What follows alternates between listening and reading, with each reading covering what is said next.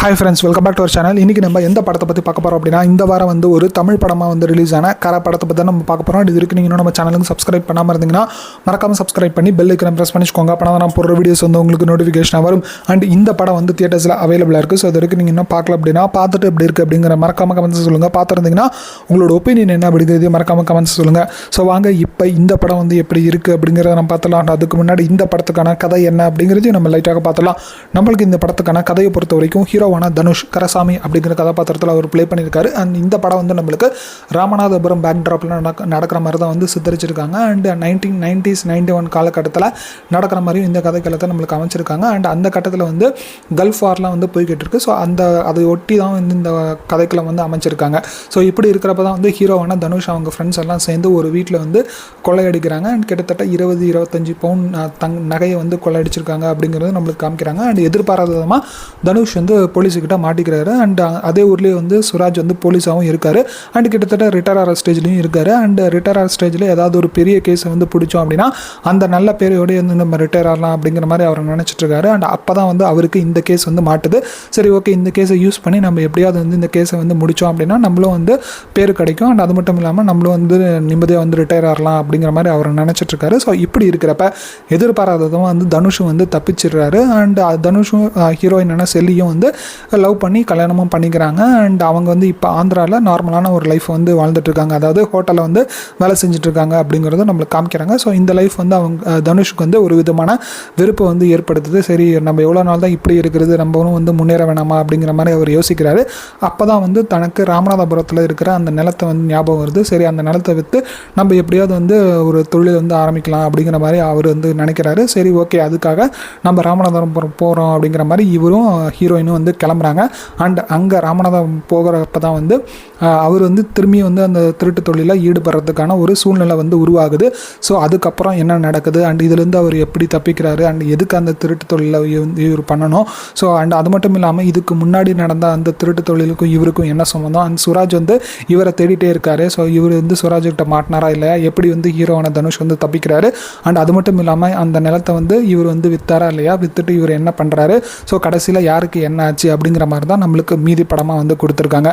So இந்த படத்தை பொறுத்த வரைக்கும் டெக்னிக்கலாக ஓரளவுக்கு நீட்டாகவே வந்து கொடுத்துருக்காங்க அப்படிங்கிறதுல எந்த ஒரு சந்தேகமும் இல்லை. ரைட் ஃப்ரம் சினிமாட்டோகிராஃபி ஆகட்டும், எடிட்டிங் ஆகட்டும், பேக்ரவுண்ட் ஸ்கோர் ஆகட்டும், எல்லாமே வந்து நீட்டாகவே வந்து குறிப்பாக பேக்ரவுண்ட் ஸ்கோர் வந்து நம்ம சொல்லியானோம் அந்த அளவுக்கு வந்து எஃபெக்டிவாக வந்து பிளேஸ் பண்ணியிருந்தாங்க. ஒவ்வொரு பேக்ரவுண்ட் ஸ்கோர்லேயும் வந்து நம்மளுக்கு அந்த சீனை வந்து அடுத்த கட்டத்துக்கு எலிவேட் பண்ணுது அப்படிங்கிறதுல எந்த ஒரு சந்தேகமும் இல்லை. அண்ட் அது மட்டும் இல்லாமல் இந்த படத்தில் நடித்த எல்லாருமே அந்த கதாபாத்திரத்துக்கு என்ன தேவையோ அதை நீட்டாகவே வந்து ப்ளே பண்ணியிருக்காங்க. அண்ட் தனுஷ்க்கு வந்து இந்த மாதிரியான கதாபாத்திரத்துங்கள் அஃப்கோர்ஸ் வந்து இது வந்து கேக் வாக் மாதிரி அவருக்கு அண்ட் லெஃப்ட் ஹேண்ட்லேயே வந்து ஈஸியாக வந்து அவர் டீல் பண்ணியிருக்காரு அப்படிங்கிற மாதிரி தான் நம்மளுக்கு தெரிஞ்சுது. அண்ட் அது மட்டும் இல்லாமல் அவரை தாண்டி சுராஜ் ஆகட்டும், ஜெயராம் ஆகட்டும், அண்ட் ஹீரோயினான அந்த செலி அப்படிங்கிற கதாபாத்திரத்தில் மமிதா பைஜு வந்து நடிச்சிருக்காங்க. ஸோ அவங்களாகட்டும் எல்லாருமே வந்து அந்த கதாபாத்திரத்துக்கு என்ன தேவையோ அதை வந்து நீட்டாகவே வந்து ப்ளே பண்ணியிருக்காங்க. அண்ட் கருணாஸும் ஓரளவுக்கு இம்பார்ட்டண்டான கேரக்டரில் வராரு. பட் இருந்தாலும் அந்த கேரக்டர் வந்து கடைசியில் வந்து கொஞ்சம் இம்பார்ட்டன்ஸ் இல்லாத மாதிரி பண்ணிடுறாங்க. ஸோ அதை வந்து இன்னும் கொஞ்சம் கேர்ஃபுல்லாக வந்து ஹேண்டில் பண்ணியிருக்கலாமோ அப்படிங்கிற மாதிரி தான் எனக்கு தோணுச்சு இந்த படத்தை பொறுத்த வரைக்கும்.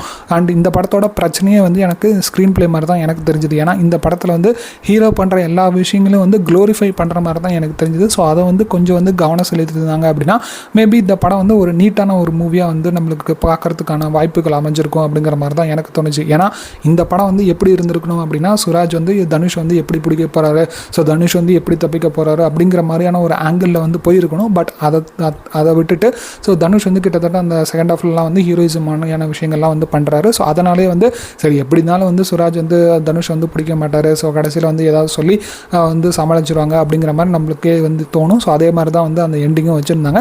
ஸோ அதை வந்து இன்னும் கொஞ்சம் வந்து டைல்யூட் பண்ணி நம்மளுக்கு வேறு மாதிரியாக கொடுத்துருந்தாங்க அப்படின்னா மேபி இந்த படம் வந்து நம்மளுக்கு ஆடியன்ஸாக நம்மளுக்கு பார்க்குறப்போ கொஞ்சம் கனெக்டபுளாக இருந்திருக்குமோ அப்படிங்கிற மாதிரி தான் எனக்கு தோணுச்சு இந்த படத்தை பொறுத்த வரைக்கும்.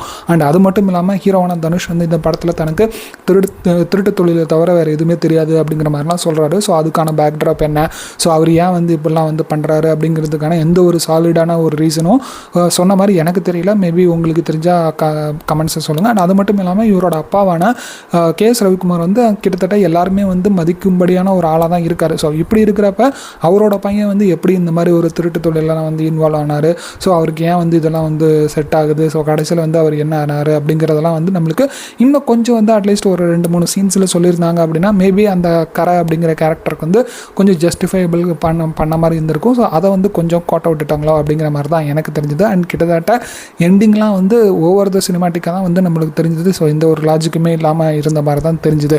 அண்ட் அது மட்டும் இல்லாமல் இந்த படம் வந்து அந்த 91 காலகட்டத்தில் எதுக்கு நடக்கணும் அப்படிங்கிற மாதிரியான ஒரு கேள்விக்குறியாக வந்து நம்மளுக்கு இந்த படம் பார்க்குறப்ப இருந்தது. ஏன்னா பெட்ரோல் தட்டுப்பாடு, டீசல் தட்டுப்பாடுலாம் இருக்குது அப்படிங்கிற மாதிரி சொல்கிறாங்க. ஸோ அதை வச்சு ஏதாவது ஒரு ஸ்மார்ட்டான ஒரு ப்ளே பண்ணியிருப்பாங்களோ அப்படிங்கிற மாதிரி நான் வெயிட் பண்ணி பார்க்கலாம் அப்படிங்கிற மாதிரி பார்த்தேன். பட் அது வந்து இல்லாததால் எனக்கு இந்த படம் வந்து கொஞ்சம் ஏமாற்றமாக தான் இருந்தது அப்படிங்கிற மாதிரி தான் எனக்கு தெரிஞ்சுது.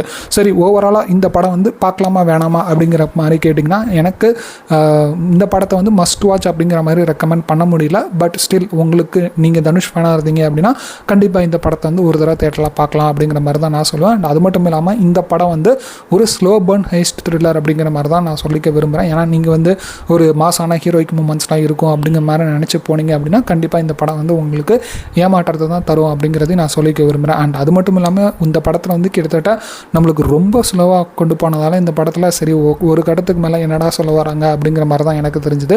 ஸோ அந்த அளவுக்கு தான் வந்து இந்த திரைக்கதை வந்து அமைச்சிருந்தாங்க. ஸோ திரைக்கதையை இன்னும் கொஞ்சம் கவனம் செலுத்தியிருந்தாங்க அப்படின்னா, இல்லை அப்படின்னா அதை வந்து இன்னும் கொஞ்சம் வேறு மாதிரி நம்மளுக்கு கொடுத்துருந்தாங்க அப்படின்னா மேபி வந்து ஆடியன்ஸுக்கு கனெக்ட் பண்ணி பார்க்குற மாதிரியான இருந்திருக்கும் அப்படிங்கிற மாதிரி தான் எனக்கு தோணுது. ஸோ இது வந்து என்னோட ஒப்பீனியன் மட்டும் தான். நீங்கள் படம் பார்த்துருந்தீங்கன்னா உங்களுக்கு எப்படி இருந்தது அப்படிங்கிறத மறக்காமல் கமெண்ட்ஸ் சொல்லுங்கள். அண்ட் என்னை பொறுத்த வரைக்கும் இந்த படம் வந்து ஒரு ஆவரேஜான ஒரு மூவியாக தான் எனக்கு இருந்தது.